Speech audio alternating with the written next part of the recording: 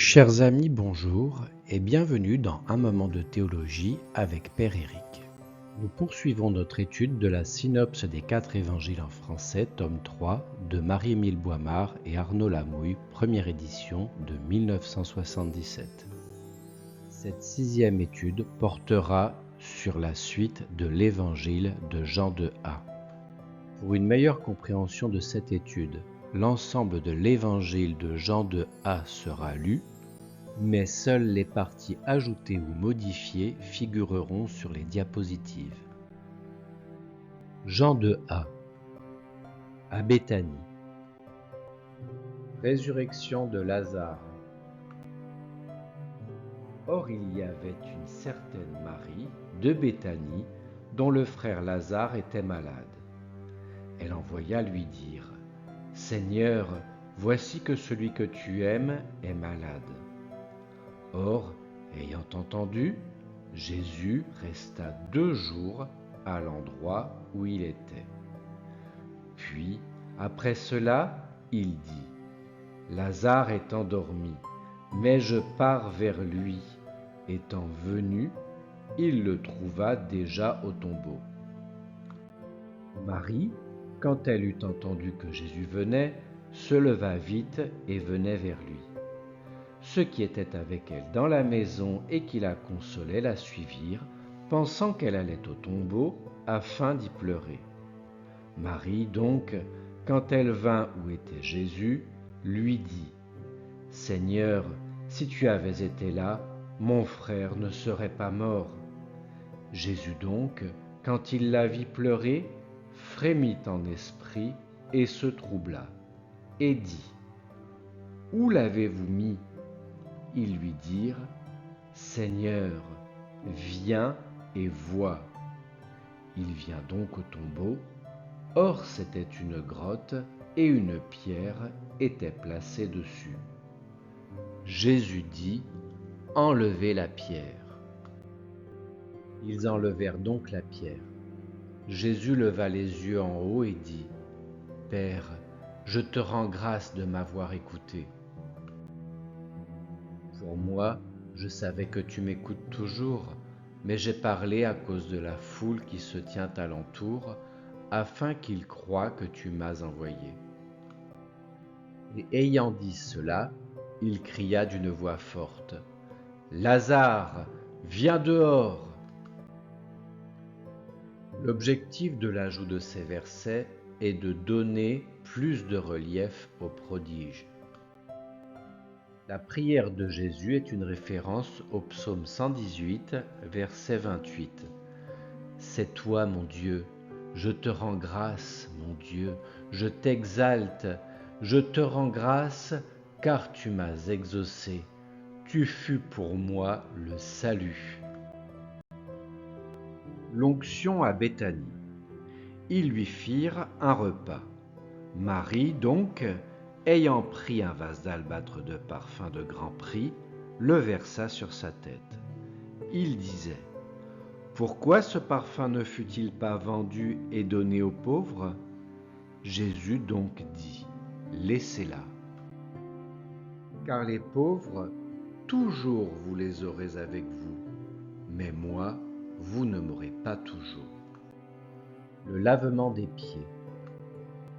Jésus, sachant que le Père lui a tout donné dans les mains, se lève du repas et dépose ses vêtements, et, prenant un linge, il s'en ceignit.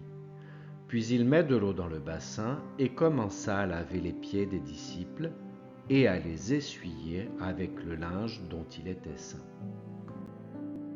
Il vient donc vers Simon-Pierre.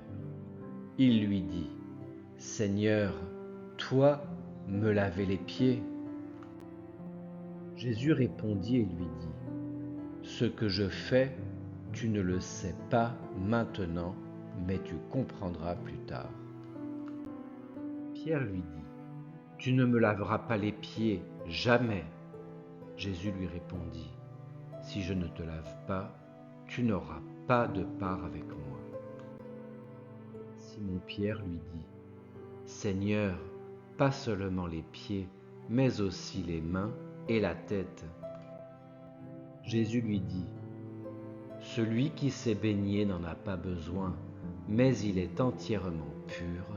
Vous aussi, vous êtes purs. » Cet ajout n'a pas d'origine littéraire connue.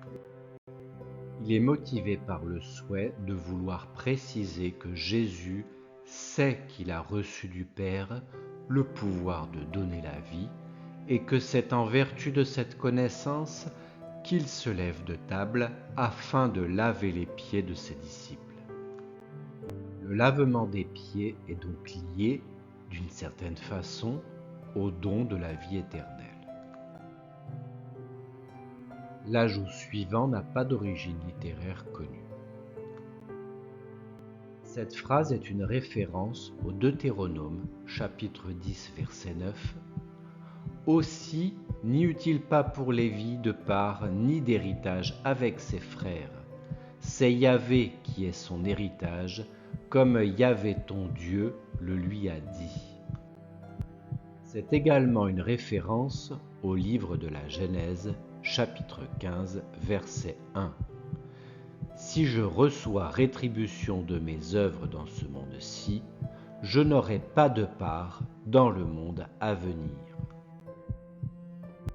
Annonce de la trahison de Judas. « Je ne le dis pas de vous tous, je connais ceux que j'ai choisis. Et l'un de vous est un diable.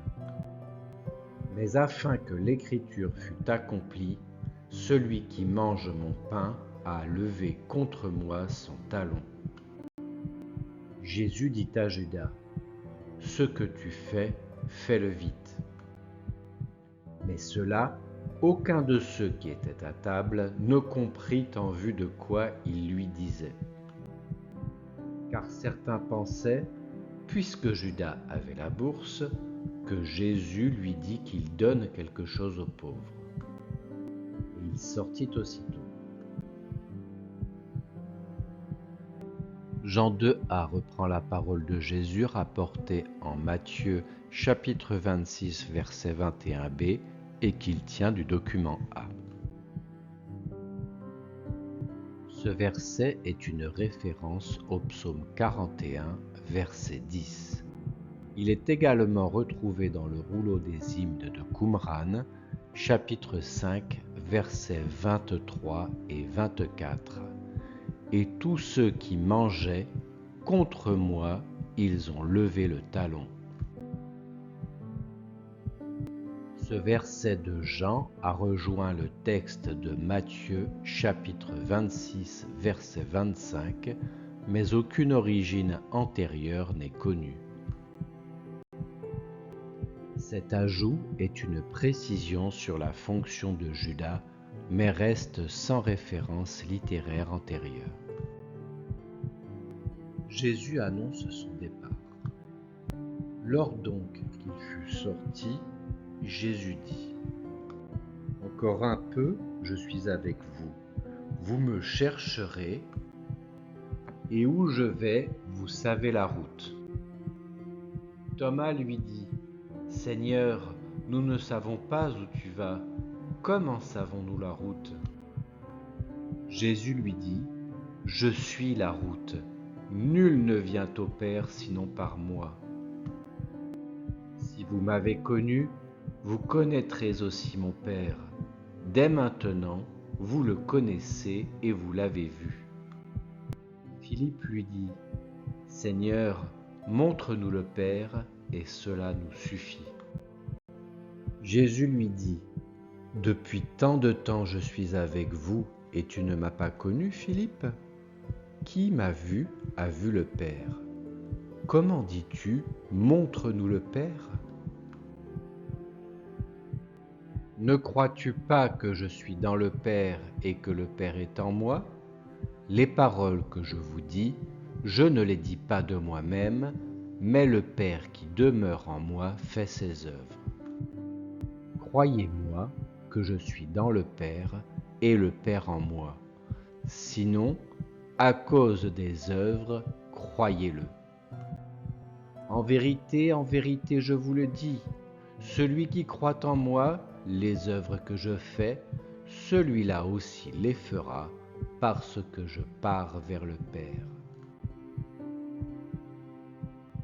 Ce verset sert de transition entre les deux scènes.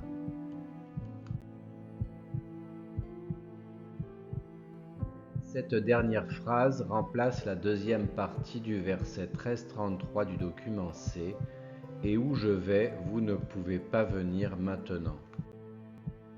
De même, les versets 14, 1 à 3 ont été supprimés.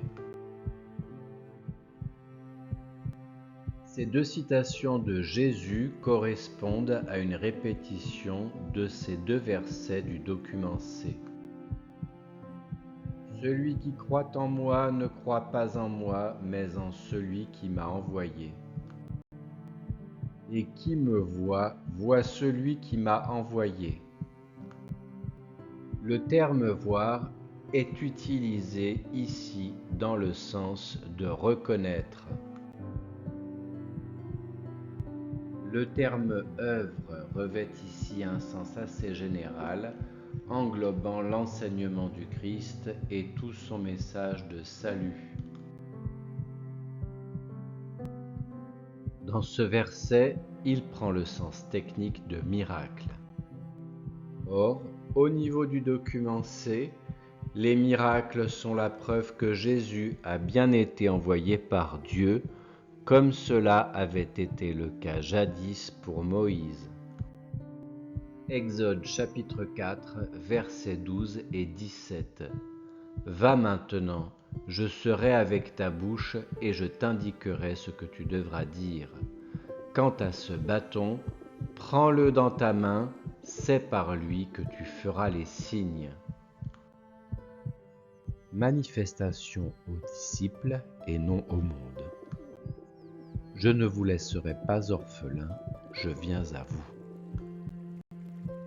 Encore un peu et le monde ne me verra plus, mais vous, vous me verrez. En ce jour-là, vous connaîtrez que je suis dans le Père. Celui qui a mes commandements, c'est celui-là qui m'aime, mais celui qui m'aime sera aimé de mon Père, et moi je l'aimerai et je me manifesterai à lui. Judas lui dit, Seigneur, et qu'est-il arrivé que tu ailles te manifester à nous et non au monde? Jésus lui répondit et lui dit, celui qui ne m'aime pas ne garde pas mes paroles, et ma parole n'est pas mienne, mais du Père qui m'a envoyé. Si je n'étais pas venu et ne leur avais pas parlé, ils n'auraient pas de péché, mais maintenant ils n'ont pas d'excuse à leur péché. Qui me hait est aussi mon Père. Si je n'avais pas fait parmi eux les œuvres que nul autre n'a faites, ils n'auraient pas de péché. Mais maintenant, ils ont vu et ils ont haï, et moi et mon Père. Mais afin que fût accomplie la parole qui est écrite dans leur loi, ils m'ont haï sans motif. Ils feront cela car ils n'ont connu ni le Père ni moi. Mais je vous ai dit ces choses afin que, lorsque viendra l'heure, vous vous souveniez que je vous les ai dites. Ce verset est une réinterprétation du document C par Jean de A du verset suivant, qu'il a supprimé.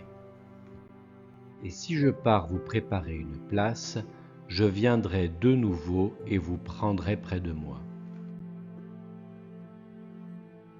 Ces versets annoncent la réalisation prochaine, conditionnée par la mort et l'exaltation de Jésus, de ce que les disciples ont eu tant de peine à comprendre durant la vie terrestre de leur maître. Leur origine n'est pas connue. Ce verset est une référence à l'Ancien Testament. Faisons miséricorde à ceux qui m'aiment et gardent mes commandements. Exode chapitre 20 verset 6, Deutéronome chapitre 5 verset 10, Deutéronome chapitre 11 verset 1 et livre de Ben Sira, le sage, chapitre 2 verset 15. Et à propos de la sagesse, l'amour c'est l'observation de ses lois. Livre de la sagesse, chapitre 6, verset 18. La deuxième partie du verset est une référence au livre de Ben Sira le Sage, chapitre 4, verset 14. Le Seigneur aime ceux qui l'aiment. Et au livre de la sagesse, chapitre 7, versets 27 et 28. Et elle en fait des amis de Dieu, car Dieu n'aime que celui qui habite avec la sagesse. La suite de ce verset est une référence au livre des Proverbes, chapitre 8, verset 17. « J'aime ceux qui m'aiment, qui me cherchent avec empressement me trouvent. » La fin de ce verset est une précision du verset 19. « Et je me manifesterai à lui », faisant référence au livre de la sagesse, chapitre 6, versets 12 et 16. La sagesse se laisse facilement voir par ceux qui l'aiment et sur les sentiers, elle leur apparaît avec bienveillance. Ce verset sert de transition entre la partie positive et la partie négative de cette section. Il faut noter qu'il s'agit ici d'une intervention de Jude Thaddée, demi-frère de Jésus, et non de Judas Iscariote. Le thème de la haine contre les disciples de Jésus se retrouve en Matthieu chapitre 10, verset 22. Le terme « œuvre » concerne les signes ou miracles prouvant la mission divine de Jésus, figure du nouveau Moïse, en référence au livre de l'Exode, chapitre 5, versets 12 et 17 cités précédemment. Le terme « péché » désigne le refus de cette reconnaissance divine de Jésus. Ce verset est une référence au psaume 35, verset 19, 69, verset 5 et 119, verset 161. Ils m'ont haï sans raison. Le sens biblique du verbe connaître est de vivre en union avec le Père en accomplissant les commandements de sa volonté. Cette connaissance de Dieu sera la pierre fondamentale de la nouvelle alliance que Dieu nouera avec son peuple. Mais voici l'alliance que je conclurai avec la maison d'Israël après ces jours-là, oracle de Yahvé. Je mettrai ma loi au fond de leur être et je l'écrirai sur leur cœur. Alors je serai leur Dieu et eux seront mon peuple. Ils n'auront plus à instruire chacun son prochain, chacun son frère en disant « Ayez la connaissance de Yahvé, car tous me connaîtront, des plus petits aux plus grands. » Le don de la paix. Je vous laisse la paix, je vous donne ma paix. Je ne vous donne pas comme vous donne le monde. Que votre cœur ne se trouble pas et ne craigne pas. Vous avez entendu ce que je vous ai dit. Je m'en vais et je viens à vous. Si vous m'aimiez, vous vous réjouiriez de ce que je pars vers le Père, parce que le Père est plus grand que moi. Et maintenant, je vous l'ai dit avant que cela n'arrive, afin que, lorsque cela arrivera, vous croyiez. Chez les Sémites, l'usage est de souhaiter la paix, shalom, à celui qui s'en va. Or, comme ses disciples ne lui souhaitent pas, c'est Jésus qui leur laisse, afin de les protéger et de les réconforter. Ce don de la paix trouve son origine dans le livre des Nombres, chapitre 6, versets 23b à 27, bénédiction de Dieu par l'intermédiaire de Moïse. Voici comment vous bénirez les Israélites. Vous leur direz « Que Yahvé te bénisse et te garde, que Yahvé fasse pour toi rayonner son visage et te fasse grâce. Que Yahvé te découvre sa face et te donne la paix. Qu'il mette ainsi mon nom sur les Israélites et je les bénirai. » Jean 2a déplace la phrase « Que votre cœur ne se trouble pas » du verset 14, 1. La fin du verset semble être une référence au Deutéronome chapitre 31, verset 6, où Moïse donne ses dernières instructions à Josué avant de mourir. « Sois fort et tiens bon, n'aie pas peur et ne crains pas, ne sois pas frappé d'effroi devant eux, car c'est le Seigneur ton Dieu qui marche avec vous, il ne te délaissera pas et ne t'abandonnera pas. » De même, dans ce verset, il reprend le thème du verset 14.3 du document C qu'il a déplacé ici. « Et si je pars et vous prépare une place, je viendrai de nouveau et vous prendrai près de moi. » Le trouble de Jésus est venu, voici qu'est livré le Fils de l'homme aux mains des pécheurs. Maintenant, mon âme est troublée, et que dirai-je ? Père, sauve-moi de cette heure, mais pour cela, je suis venu à cette heure. Père, glorifie ton nom, je ne parlerai plus avec vous, car le prince de ce monde vient. Levez-vous, allons hors d'ici. Afin de conserver un format d'émission équivalent au précédent, nous allons suspendre ici notre étude. Je vous remercie de votre attention. Que Dieu vous bénisse et vous protège.